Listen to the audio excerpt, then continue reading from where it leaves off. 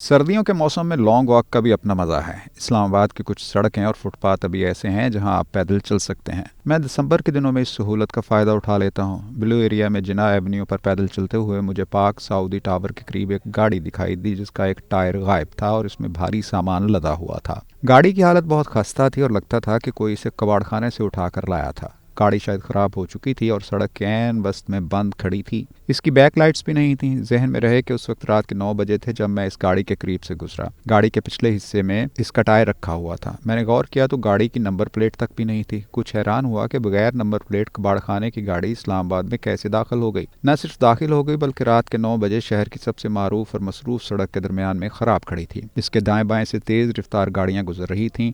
लगता था कि इस कबाड़ गाड़ी का मालिक या ड्राइवर किसी मकैनिक को बुलाने गया हुआ है। मैंने इस गाड़ी को वहाँ काफ़ी दूर से देखा था। खैर, मैं कुछ देर रुका और दुआ करता आगे चल पड़ा कि अल्लाह करे कोई तेज़ रफ्तार गाड़ी इसमें सीधी ना आ लगे, और अगर इसके पीछे भी गाड़ियाँ हुई तो मज़ीद गाड़ियाँ यहाँ टकराएंगी। मुझे उस वक्त कुछ समझ ना आई कि क्या करूँ। उस वक्त किसी दोस्त का फ़ोन आया तो मैं उसमें लग गया और आगे चल पड़ा। 20-30 मिनट बाद वापस वहाँ से गुजरा तो हैरान हुआ कि वो गाड़ी वहीं की वहीं खड़ी थी। अब मुझसे आगे ना चला गया। मैंने उस वक्त उसकी तस्वीर बनाई और उन्हें फ़ौरन ट्वीट किया और साथ ही वज़ीर दाखिला सरफराज बुगटी और इस्लामाबाद पुलिस को टैग किया कि ये गाड़ी किसी भी बड़े हादसे का सबब बन सकती है, क्योंकि ये रात को सड़क के दरमियान में पार्क है और अगर किसी भी ड्राइवर का ज़रा भी ध्यान हटा तो वो सीधा इस गाड़ी में आ लगेगा। खैर, इस ट्वीट पर इस्लामाबाद ट्रैफिक पुलिस ने फ़ौरन रिस्पॉन्स किया और कुछ देर बाद पुलिस वहाँ पहुंची और इस गाड़ी को सड़क के दरमियान से हटाकर साइड पर किया और साथ में सुर्ख रंग के निशान भी वहाँ रख दिए ताकि तेज़ रफ्तार गाड़ियां दूर से देख सकें। यहाँ तक मैं इस्लामाबाद पुलिस और उनके अफसरान का शुक्रगुजार हूँ कि वो एक ट्वीट पर ही मुतहर्रक हो गए और फ़ौरन मौके पर पहुँचे। अब इस पूरे इशू को एक और अंदाज में देखने की ज़रूरत है जिससे आपको अंदाज़ा होगा कि हम किस मिजाज के लोग हैं। हम दिन रात खुद को कोसते रहते हैं कि अब तक हम एक अजीम कौम क्यों नहीं बन सके। हो सकता है आप में से कुछ लोग हैरान हों कि ये भी कोई बात है जिस पर आप पूरा थीसिस बनाकर आ गए हैं, लेकिन अगर आप इस मामले की तफसील में जाएँ तो आपको अंदाज़ा होगा कि ऐसे छोटे छोटे मामलात ही आपके मजमूई कौमी मिजाज की अक्कासी करते हैं।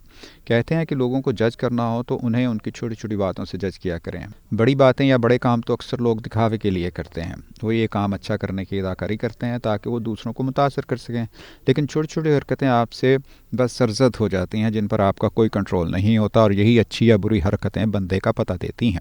2-3 घंटों से रोड के दरमियान खड़ी गाड़ी के पीछे छुपी अपनी सुस्ती और काहली को ज़रा ऊपर के लेवल तक लेकर जाएं तो अंदाज़ा होगा कि ये कोई मामूली बात नहीं है। कई घंटों से एक कबाड़ गाड़ी दारुल हुकूमत की मसरूफ तरीन शाहराह के दरमियान में ख़राब खड़ी है और किसी को परवाह नहीं। सबसे पहले तो सेफ सिटी हेडक्वार्टर्स को इस मशकूक गाड़ी को कैमरे से देखकर फ़ौरन खबरदार हो जाना चाहिए था। मान लिया ये गाड़ी दहशत गर्दी की किसी कार्रवाई के लिए खड़ी नहीं होगी, लेकिन एक मसरूफ सड़क के दरमियान काफ़ी देर से खड़ी थी और किसी बड़े हादसे का सबब बन सकती थी। बेगुनाह लोग मारे जा सकते थे महज किसी ड्राइवर की मुजरमाना गफलत की वजह से, या फिर हमारे ख्याल में मरने के लिए दहशत गर्दी का होना ही जरूरी है। कोई भी जिम्मेदार बंदा सेफ सिटी हेडक्वार्टर्स में बैठा होता तो यकीन करें वो तड़प जाता और फौरन इमरजेंसी अलर्ट जारी करता, पुलिस को कॉल करता, लेकिन वही बात कोई अपना काम करने में संजीदा नहीं। ये जहन में रखें कि 2 दिन पहले ही डेरा इस्माइल खान में दहशत गर्दों ने 25 जवानों को शहीद किया है। मुल्क भर में दहशत गर्दी फिर से सर उठा चुकी है और हमारी फोर्सेज और एजेंसियां एक नए चैलेंज का सामना कर रही हैं। दहशत गर्द अब केपी और बलूचिस्तान से बाकी मुल्क में फैलने की कोशिश कर रहे हैं। इस्लामाबाद भी बड़े अरसे तक दहशत गर्दी का शिकार रह चुका है। इन खुद खुश हमलों में भी कई शहरियों और पुलिस फोर्स के नौजवानों ने जानें गंवाई।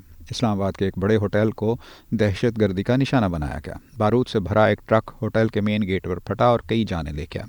पाकिस्तान और इस्लामाबाद इस हादसे से बड़े अरसे तक न संभल सके। पूरे मुल्क ने दहशत गर्दी भुगती है।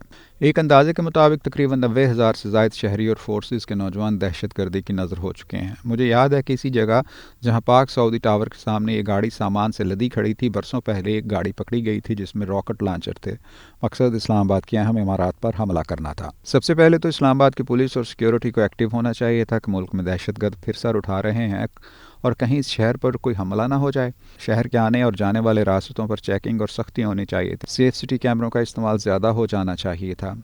एक रैपिड रिस्पांस फोर्स बननी चाहिए थी जिसका कंट्रोल लिंक वजारत दफा में कायम सेफ सिटी हेडक्वार्टर के पास होता। शहर में लगे कैमरों की मदद से पुलिस को अलर्ट किया जाता कि फलां जगह कोई इशू हो रहा है या सड़क पर ऐसे काम हो रहे हैं जो खतरे का बायस बन सकते हैं। मुझे याद है कि जब चौधरी निसार अली खान वज़ीर दाखिला बने तो उस वक्त एक नेशनल एक्शन प्लान बनाया गया था जिसमें एक रैपिड रिस्पांस फोर्स का क्याम भी शामिल था, लेकिन इसाक डार ने इस फोर्स के क्याम के लिए पैसे देने से इनकार किया और आज तक वो फोर्स नहीं बन सकी। अब भी शहर में कोई डाका पड़े, गाड़ी चोरी हो या सड़कों पर तेज़ रफ्तार गाड़ियां रेस लगाती फिरें, आपको पुलिस कहीं दिखाई नहीं देगी। कि मुल्क में 90,000 से ज़ायद अफराद दहशत गर्दी की नज़र हो गए, लेकिन हमारे रवैये ना बदले। ہم آج بھی چیزوں کی تفصیل میں جا کر انہیں حل کرنے میں سنجیدہ نہیں ہیں۔ امریکہ میں 11 ستمبر ایک مرتبہ ہوا اور انہوں نے پھر نہیں ہونے دیا۔ ہمارے ہم برسوں سے دہشت گردی ہو رہی ہے۔ دہشت گردوں کو ہر دور میں اس قوم اور اس کے رہنماؤں سے ہمدردی مل جاتی ہے، جیسے آج کل پھر ہمدردی کا دورہ سوار ہو رہا ہے۔ کیا کریں؟ ہم سب نالائقوں کو اپنے قاتلوں سے پیار ہے۔ پہلے بھی ان دہشت گردوں کی محبت میں 90,000 لوگوں نے اپنی جانیں گنوائیں اور افسروں کی ایک اور خونی فصل کٹنے کو تیار ہے۔